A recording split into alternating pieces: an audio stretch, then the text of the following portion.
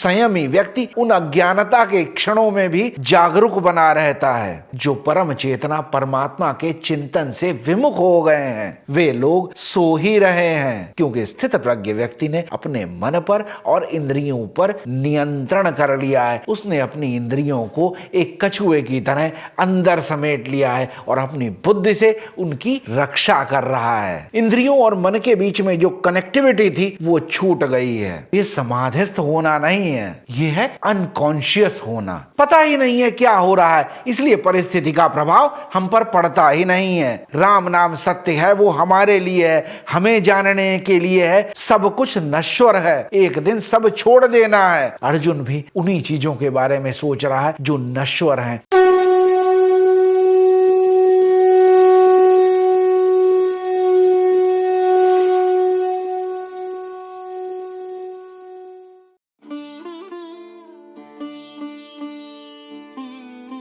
धर्मो रक्षति रक्षिता। नमस्कार दोस्तों, आप सभी लोगों का बहुत बहुत स्वागत है धर्म क्षेत्र के इस प्रोग्राम में। भगवान कृष्ण की स्तुति के साथ इस एपिसोड की शुरुआत करते हैं। ओम सच्चिदानंद रूपाय विश्वोत्पत्त्यादि हेतवे तापत्रय विनाशाय श्री कृष्णाय वयम नमः। भगवान कृष्ण बता रहे हैं कि स्थित प्रज्ञ व्यक्ति चलता कैसे है। पिछले श्लोक में भगवान कृष्ण ने अर्जुन को महाबाहो कहकर संबोधित किया, क्योंकि जो व्यक्ति अपने मन पर, अपनी इंद्रियों पर नियंत्रण कर सकता है वो कोई साधारण व्यक्ति हो ही नहीं सकता। वही महावीर है, पराक्रमी है, सर्वशक्तिमान है और ऐसे व्यक्ति की बुद्धि प्रतिष्ठित हो जाती है और वही व्यक्ति स्थित प्रज्ञ है। आगे भगवान कृष्ण बताएंगे कि जिन व्यक्तियों की इंद्रियां उनके वश में हैं और जिन व्यक्तियों की इंद्रियां उनके वश में नहीं है, उनके जीवन जीने के तरीके में क्या अंतर होता है। आइए इसे जानने की कोशिश करते हैं 69वें श्लोक में। या निशा सर्वभूतानां तस्यां जागर्ति संयमी यस्यां जाग्रति भूतानि सा निशा पश्यतो मुने। या निशा सर्वभूतानाम, जो सभी व्यक्तियों के लिए रात्रि के समान है, अंधकार के समान है। तस्याम जागर्ति संयमी, संयमी व्यक्ति उन अज्ञानता के क्षणों में भी जागरूक बना रहता है, सक्रिय बना रहता है, एक्टिव बना रहता है, अलर्ट बना रहता है। जब हम जागते हैं तभी हम होश में होते हैं। तभी तो कहा जाता है कि जब जागे तभी सवेरा। जागने का अर्थ है अपने कर्तव्य को समझना, समझदारी का भाव, जिम्मेदारी का भाव। जो लोग अपने उद्देश्य से भटक गए हैं, जिन्हें क्लैरिटी नहीं है कि जीवन में करना क्या है, जो परम चेतना परमात्मा के चिंतन से विमुख हो गए हैं, वे लोग सो ही रहे हैं। और जो व्यक्ति अपने कर्तव्य के प्रति जागरूक है, अपने उद्देश्य को समर्पित है, अपने काम में योगस्थ है, समाधिस्थ है, वही व्यक्ति जाग रहा है, वही जागृत अवस्था में है। स्थित प्रज्ञ व्यक्ति अपने काम के प्रति उदासीन नहीं होता, एक्टिव रहता है और अज्ञानता के क्षणों में जहां पर वीक पॉइंट्स हो वहां पर वो एक्स्ट्रा अलर्ट रहता है कि कहीं गलती से चूक ना हो जाए। इसीलिए उसे जागृत कहा गया है। और यहाँ जो अंधकार की बात की गई है, रात्रि की बात की गई है, वो हमारे वीक पॉइंट्स हैं, जहां हम फिसल सकते हैं, जहां हमसे गलती हो सकती है, जहां हम चूक जाते हैं। उन सभी क्षणों में स्थित प्रज्ञ व्यक्ति अलर्ट बना रहता है। यस्याम जागृति भूतानि, जहां सांसारिक लोग जाग रहे होते हैं। कहां जाग रहे होते हैं? इंद्रियों के रसों को भोगने के लिए, भोग आकांक्षाओं में, कामनाओं में, इन सांसारिक वस्तुओं को पाने के लिए हम ललायित रहते हैं, एक्टिव रहते हैं, अलर्ट रहते हैं। हमारा सारा प्रयास उसी की तरफ होता है। हमारा चिंतन, मनन, सब कुछ इन भौतिक चीजों को प्राप्त करने के लिए रहता है। ये इंद्रियों के रस हो सकते हैं, भोगों के विषय हो सकते हैं, ये धन हो सकता है, मान सम्मान हो सकता है, कोई बड़ा पद हो सकता है, पद प्रतिष्ठा हो सकती है, प्रशंसा हो सकती है, घर परिवार, अपने और पराये का भाव, सब कुछ पा लेने का भाव। इन्हीं द्वंद में हम फंसे रहते हैं और इन्हीं द्वंद्वों में हम अलर्ट रहते हैं। यही हमारी जागृत अवस्था है। सा निशा पश्यतो मुने। इन सभी सांसारिक चीजों के प्रति, भोग विलासों के प्रति, आकांक्षाओं के प्रति स्थित प्रज्ञ व्यक्ति, जिसे मुनि कहा गया है, उसका इनकी तरफ चिंतन ही नहीं है। वो इन सब से विमुख है। उसका ध्यान सिर्फ अपने उद्देश्य की तरफ है, अपने लक्ष्य की तरफ है, अपने परमात्मा की तरफ है। वो इन सभी सांसारिक चीजों के प्रति उदासीन बना हुआ है। इंद्रियों के भोग के विषय उसे आकर्षित नहीं करते, क्योंकि स्थित प्रज्ञ व्यक्ति ने अपने मन पर और इंद्रियों पर नियंत्रण कर लिया है। उसने अपनी इंद्रियों को एक कछुए की तरह अंदर समेट लिया है और अपनी बुद्धि से उनकी रक्षा कर रहा है। सोता हुआ व्यक्ति हमें लगभग समाधिस्थ लगता है, क्योंकि उसकी कोई आकांक्षा दिखाई नहीं देती। घर में पकोड़े बन रहे होंगे, खुशबू जा रही होगी, उसकी नाक तक पहुंच भी रही होगी, लेकिन कोई रिएक्शन नहीं आएगा। घर में कोई मेहमान आया होगा और आके चला भी जाए, और वो व्यक्ति अगर सो रहा है बहुत ही गहरी नींद में, तो उसे पता भी नहीं चलेगा। कोई मूवी चला के देख रहा होगा, उसका ध्यान ही नहीं भंग होगा, क्योंकि इंद्रियों और मन के बीच में जो कनेक्टिविटी थी वो छूट गई है। इसलिए इंद्रियां अब मन को आकर्षित नहीं कर रही हैं, लेकिन मन सो नहीं रहा है। मन अभी भी विषयों के चिंतन में लगा हुआ है। वो अपने अलग ही सपने बना रहा है, अलग ही दुनिया सजा रहा है। वो उस वर्चुअल दुनिया का मजा ले रहा है। उस पर सिर्फ बाहरी परिस्थितियों का प्रभाव नहीं पड़ रहा है, लेकिन मन व्यस्त है। तो ये समाधिस्थ होना नहीं है, ये है अनकॉन्शियस होना। पता ही नहीं है क्या हो रहा है, इसलिए परिस्थिति का प्रभाव हम पर पड़ता ही नहीं है। पर ये जागृत रहना है क्या? अगर हम बिस्तर पर सोए नहीं है तो हम जाग ही रहे हैं, लेकिन वास्तव में ऐसा है नहीं। हमारी आंखें खुली हुई हैं, खुली आंखों से भी हम सपने देख रहे हैं। हम उन कामों में लगे हुए जो हमारे लक्ष्य की तरफ हमें ले ही नहीं जा रहे हैं। जापान में एक बहुत ही अद्भुत सन्यासी हुआ। उनका सिर्फ एक ही संदेश था, एक ही शिक्षा थी, जागो, नींद छोड़ दो, चेतन हो जाओ। उसकी ख्याति पूरे जापान भर में फैली हुई थी। बात सम्राट तक भी पहुंची। जब सम्राट को उस सन्यासी के बारे में पता चला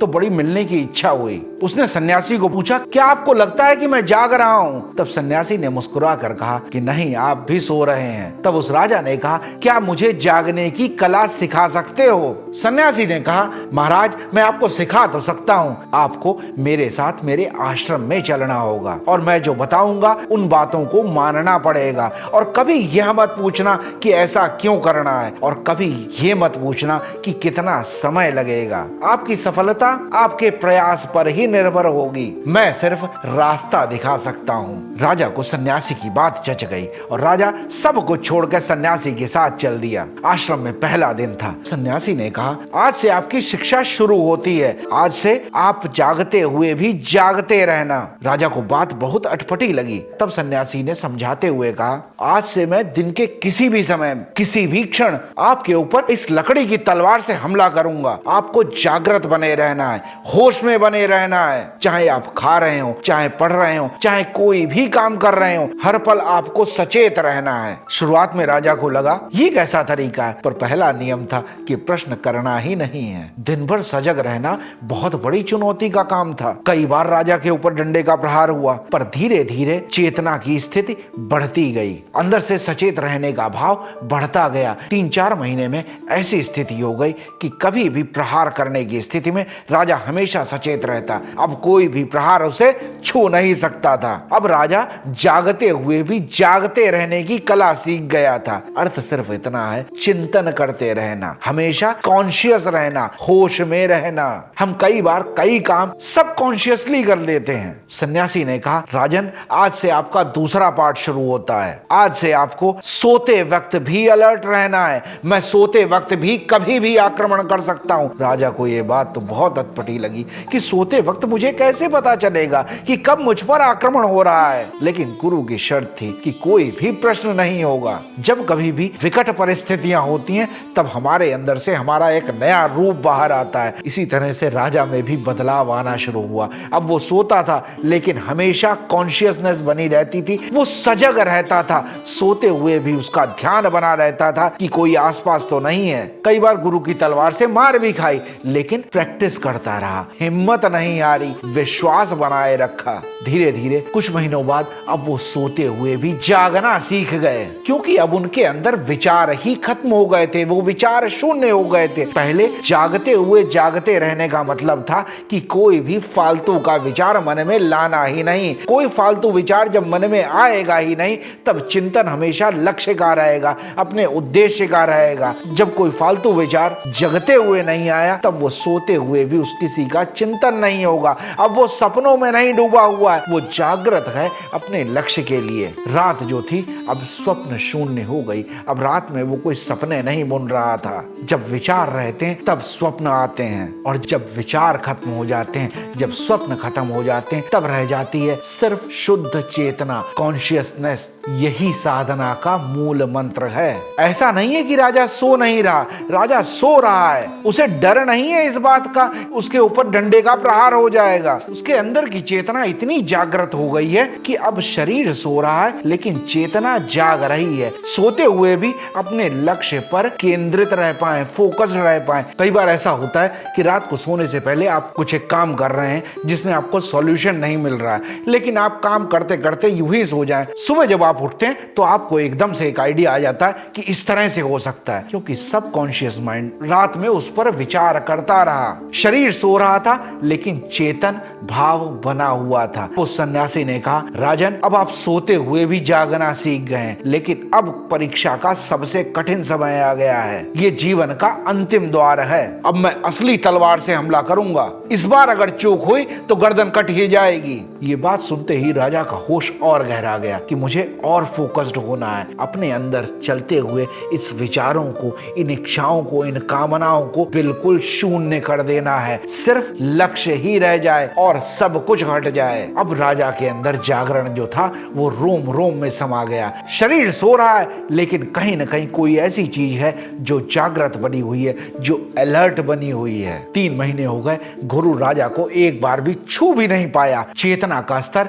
इतना ऊंचा हो गया था। तब उस सन्यासी ने कहा, राजन, अब तुम जाग गए हो, तुम्हारी शिक्षा पूरी होती है। कल तुम यहाँ से विदाई ले सकते हो, अपने महल को जा सकते हो। उस दिन राजा ने अपना सब सामान समेटा, जाने की तैयारी करने लगा। तब एकदम मन में विचार आया, क्यों न मैं इस गुरु की भी परीक्षा लूं, आज इन पर मैं हमला करके देखता हूं। तभी दूसरे कमरे से आवाज आई, राजन, ऐसा मत करना, मैं बहुत बूढ़ा हूं, मैं प्रहार सह नहीं पाऊंगा। राजा एकदम से चौंक गया। उसने तो केवल सोचा ही था। वह तुरंत सन्यासी के पास गया, हाथ जोड़ के बोला, गुरु, मैंने तो बस सोचा ही था। तब उस सन्यासी ने कहा, जब हमारा मन शांत हो जाता है, स्थिर हो जाता है, जब विचारों की तरंगे नहीं उठती हैं, तब हमें दूसरे के मन की ध्वनि भी सुनाई दे जाती है। हमारे अंदर तो हमारा ही शोर इतना मचा हुआ है कि हम किसी की बात सुन ही नहीं पाते। हम तो जागते हुए भी सोए हुए हैं, अपनी कमजोरियों के प्रति, अपने वीक पॉइंट्स के प्रति, अपनी वासनाओं के प्रति, अपनी आकांक्षाओं के प्रति हम तो सोए हुए हैं। अज्ञानता में अपने उद्देश्य के प्रति हमने अपनी आंखें मूंद ली हैं। भोग विलास, सब कुछ पा लेने की धुन, लोभ, लालच, घर, पैसा, संसाधन, पद, प्रतिष्ठा, इन सब के प्रति स्थित प्रज्ञ मुनि सोया हुआ है, क्योंकि वो इसमें रस ले ही नहीं रहा है। परंतु हम इन्हीं सांसारिक चीजों के लिए जाग रहे हैं, इन्हीं को पाने के लिए एक्टिव हैं, बाकी सबके प्रति हम सोए हुए हैं। जब किसी व्यक्ति की मृत्यु हो जाती है, उसे लेकर लोग शमशान घाट जा रहे हैं और उसे कह रहे हैं, राम नाम सत्य है। ये ऐसा है जैसे मरे हुए व्यक्ति को हम जगाना चाहते हो। जीवन भर जो व्यक्ति सोता रहा, अब मर जाने के बाद उसे राम नाम सत्य सुनाने का कोई फायदा नहीं है। जीवन भर वो व्यक्ति सोता ही रहा और सोते सोते ही आज चला गया। वो राम नाम सत्य है, उसके किसी मतलब का नहीं है। राम नाम सत्य है, वो हमारे लिए है, हमें जानने के लिए है। सब कुछ नश्वर है, एक दिन सब छोड़ देना है, पर हमारी नींद तो खुलती ही नहीं है। हम सोए ही बने रहते हैं, चाहे कितना ही राम नाम सत्य है कहा जाए, और एक दिन हम भी चले जाएंगे और हमें भी कोई सुना रहा होगा राम नाम सत्य है। जीते जी अगर ये बात समझ में आ जाए कि राम नाम सत्य है, तो जीवन की दिशा बदल सकती है। मरने के बाद इसको जानने से भी कुछ नहीं होगा। सांसारिक लोगों के लिए जो चीजें सबसे महत्वपूर्ण हैं, जो सबसे इंपॉर्टेंट हैं, योगी के लिए, मुनि के लिए वो सभी चीजें वर्थलेस हैं। उसके लिए सिर्फ परम चेतना ही उसका परम उद्देश्य है, वो उसी के लिए जागृत है। बाकी सभी वर्थलेस चीजों के लिए वो सोया हुआ है। जो व्यक्ति अपने उद्देश्य के लिए सचेत नहीं है, नश्वर चीजों को पाने के लिए ही बिजी है, इन्हीं में उलझा उलझा हुआ है वो समझो जागते हुए भी सो ही रहा है। और जो शाश्वत परम चेतना का चिंतन कर रहा है, मनन कर रहा है, वही व्यक्ति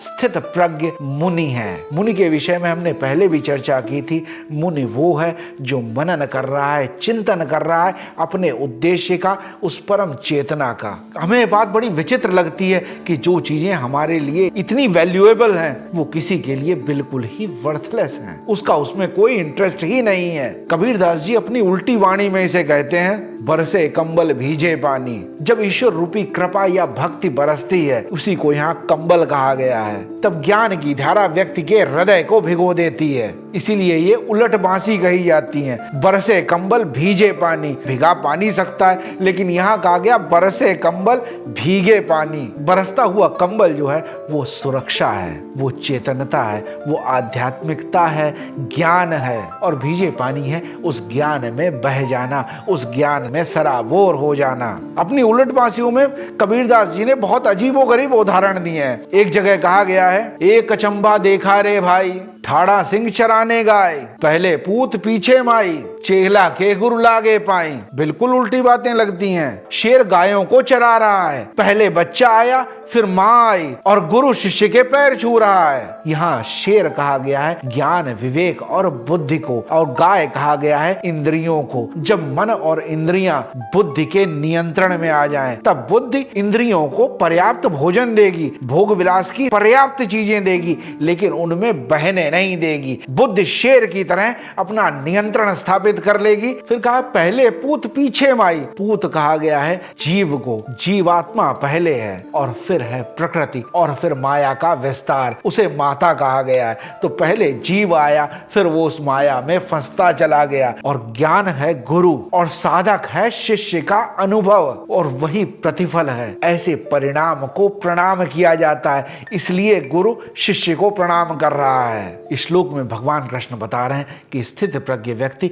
इस संसार में इंगेज कैसे होता है, इस संसार में रहते हुए अपने कर्तव्यों का पालन करते हुए भी अपने लक्ष्य पर केंद्रित रहता है। अर्जुन भी उन्हीं चीजों के बारे में सोच रहा है जो नश्वर हैं, जो नष्ट हो जाने वाली हैं, और हमारा भी अक्सर चिंतन उन्हीं चीजों में बना रहता है जो खत्म हो जाने वाली हैं, जो हमेशा नहीं रहेंगी, लेकिन आज हमारे लिए वो इतने इंपॉर्टेंट है कि हम उनको पाने के लिए ईर्ष्या भी पाल लेते हैं, लोभ भी पाल लेते हैं, लालच भी पाल लेते हैं, किसी भी अनफेयर तरीके से भी हम उसे पा लेना चाहते हैं। लेकिन अगर थोड़ा विचार किया जाए, ये सभी चीजें नष्ट हो जाने वाली हैं, खत्म हो जाने वाली हैं। जीवन भर हम इनके पीछे भागते रहते हैं, इन्हीं चीजों के लिए जागृत बने रहते हैं, लेकिन ज्ञान के प्रति, अपने लक्ष्य के प्रति, उस परम चेतना के प्रति, वेदांतिक ज्ञान के प्रति हम हमेशा सोए बने रहते हैं। हम जागते भी तब हैं जब इंद्रियां शिथिल हो गई होती हैं, शरीर थक गया होता है, जब कुछ काम किया ही नहीं जा सकता है। जब काम किया ही नहीं जा सकता तब योगसु कर्मसु कौशलम कैसे किया जाएगा। गीता हमें सिखाती है अपने काम में कुशलता कैसे लाएं, प्रोफिशिएंसी कैसे लाएं। इसलिए मैं हमेशा कर्म के विषय में जरूर कहता हूं कि हमें अपने काम बहुत शुचिता के साथ, बहुत प्रेम भाव के साथ, आनंद भाव के साथ और समर्पण भाव के साथ करने चाहिए, जागृत रहकर करने चाहिए। और जब कोई भी काम इतने आनंद के साथ किया जाता है तब वो कर्म ही धर्म हो जाता है। हमें विचार करना चाहिए कि हमारे लिए क्या दिन है, क्या रात है, किन चीजों के लिए हमें अलर्ट रहना चाहिए और किन चीजों के प्रति अपनी सेंसेस को, अपनी इंद्रियों को समेट लेना चाहिए। हम सभी आनंद की कामना तो करते हैं और चाहते भी हैं कि आनंद कभी खत्म ना हो। लोग ड्रग एडिक्शन के चक्कर में पड़ जाते हैं इसी सुख को पाने के लिए। जब तक ड्रग का नशा रहता है तब तक वो प्रसन्न है, और जैसे ही ड्रग का नशा उतरा और वैसे ही वो लोग फिर दुखी हैं। हमारा जीवन भी ऐसे ही चल रहा है। हमें लगता है इसको पाकर हम खुश हो जाएंगे, उसको पाकर हम खुश हो जाएंगे, लेकिन जैसे ही वो चीजें मिल जाती हैं थोड़ी देर के लिए हम प्रसन्न होते हैं, फिर हम दुखी हो जाते हैं। उस सच्चिदानंद को नहीं पा पाते जो उस राजा ने पा लिया। उस वास्तविक आनंद के स्रोत तक हम पहुंच ही नहीं पाते हैं, क्योंकि हमारे अंदर तो हमारी इच्छाएं, हमारी कामनाएं, हमारी आकांक्षाएं रोज रोज बढ़ती रहती हैं, क्योंकि हम जागते हुए भी सो रहे हैं। स्थित प्रज्ञ व्यक्ति इस पर विचार नहीं करता कि क्या मिल गया है, किसी ने क्या कह दिया है। वह इन सब के प्रति सोया हुआ हुआ है। बुद्ध ने जब सांसारिक दुखों को जाना तो उस सच्चिदानंद की प्राप्ति के लिए वो अपने महल से निकल गए और जीवन में एक ऐसा दिन आया जिस दिन मन विचार शून्य हो गया, मन स्थिर हो गया। उस दिन वो राजकुमार गौतम से महात्मा बुद्ध बन गए और उस दिन उन्होंने उस परमानंद को प्राप्त कर लिया। अब प्रसन्नता डिपेंडेंट नहीं रह गई, अब प्रसन्नता का सागर पा लिया। एक दिन भगवान बुद्ध भिक्षा मांगते हुए घूमते हुए अपने राज्य में पहुंचे। उनके पिता को पता लगा कि बुद्ध भिक्षा मांगते हुए यहाँ आए हैं, तो मन में बड़ी ग्लानि हुई कि मेरा पुत्र राजकुमार भिक्षा मांगते घूम रहा है। तो उन्होंने अपना एक दूत भेजा बुद्ध के पास। बुद्ध ने उस संदेश वाहक को कोई जवाब नहीं दिया। तब पिता स्वयं बुद्ध से मिलने के लिए गए और कहा, ये भिक्षा का पात्र छोड़ो, ये पूरा राज्य तुम्हारा है, ये पूरी सब संपदा तुम्हारी है, परिवार की प्रतिष्ठा का भी तुम्हें ख्याल नहीं रह गया है, मैं तुम्हें क्षमा करता हूँ, चलो अब घर वापस लौटो। तब बुद्ध मुस्कुराए और पिता से बोले, पिताजी मैं जाग गया हूँ, आप अभी भी सोए हुए हैं। आपको लगता है राजपाट मेरा है, आपको लगता है राजपाट आपका है, ये सब संपदा आपकी है। देखिए मेरी आंखों में अब मैं वो नहीं रह गया जो यहाँ से गया था, वो आपका बेटा चला गया है। जो आपके घर से गया था वो राजकुमार था, लेकिन जो अब लौटा है वो अब राजकुमार नहीं है। मैंने अब अपने अंदर की उस परम चेतना को जान लिया है, उस परमानंद को प्राप्त कर लिया है। अब मुझे इस राज्य से, इस सुख संपदा से, इन सांसारिक चीजों में मेरा रस ही नहीं रह गया है। मैंने अब अपने उद्देश्य को पा लिया है। आप अभी भी सांसारिक चीजों के प्रति जाग रहे हो और अपने परम उद्देश्य के प्रति अभी भी आप उदासीन बने हुए हैं। जीवन बीतता जा रहा है, जागें अपने उद्देश्य के प्रति बिफोर इट्स टू लेट। वो क्या है जिसके लिए बुद्ध अपना राजपाट छोड़ देते हैं? वो क्या है जिसे पाकर राजा जनक विदेही हो जाते हैं? शंकराचार्य जी ने कहा है, यदा पंचावतिष्ठन्ते ज्ञानानि मनसा सह बुद्धिश्च न विचेष्टते तामाहु परमां गतिम। जब पांचों इंद्रियां मन के साथ शांत और स्थिर हो जाती हैं और बुद्धि भी विचलित नहीं होती, उसी अवस्था को परम गति, परम अवस्था कहा गया है। यह योग और ध्यान की उच्चतम अवस्था है, जहां व्यक्ति बाहरी चीजों से, सांसारिक चीजों से विरक्त हो जाता है और अंदर से स्थिर हो जाता है। स्थित प्रज्ञ व्यक्ति और योगी संसार में रहते हुए भी अपने आप को इस संसार से डिटैच कर लेता है। वह शरीर का ध्यान रखता है, इंद्रियों को पोषित भी करता है, पर इंद्रियों का दास नहीं बन जाता। Eat to survive, don't survive to eat, दोनों चीजों में फर्क है। जीने के लिए खाएं, खाने के लिए न जिएं। ये सभी इंद्रियों के लिए एप्लीकेबल है, इंद्रियों के भोग के लिए नहीं, आत्मचिंतन के लिए, उस परमात्मा के लिए जागें। जागें और जाने कि हम सब फंसे हुए हैं। जागें अपने उद्देश्य के लिए, अपने लक्ष्य के लिए, उस परम चेतना के लिए, परमात्मा के लिए। देखें अपने परम को और उस सच्चिदानंद के रंग में रंग जाएं। आज भी अगर कोई बात अच्छी लगी हो, कोई प्रसंग अच्छा लगा हो, तो जरूर इस वीडियो को अपने मित्रों के साथ, अपने शुभचिंतकों के साथ, अपने परिवारजनों के साथ जरूर शेयर करें। वीडियो को लाइक भी करें। अगर आप पहली बार इस वीडियो को देख रहे हैं तो चैनल को सब्सक्राइब भी जरूर करें और बेल नोटिफिकेशन प्रेस कर दें, ताकि हर शुक्रवार को जब एक नया वीडियो अपलोड हो तो आप तक इसकी सूचना पहुंच जाए। आप लोग अपने कमेंट्स भी दें, अपने प्रश्न भी दें, अपने सुझाव भी दें। ये सभी गीता सीखने की हमारी इस यात्रा में बहुत ही सहयोगी होंगे। जय श्री राम। धर्मो रक्षति रक्षितः।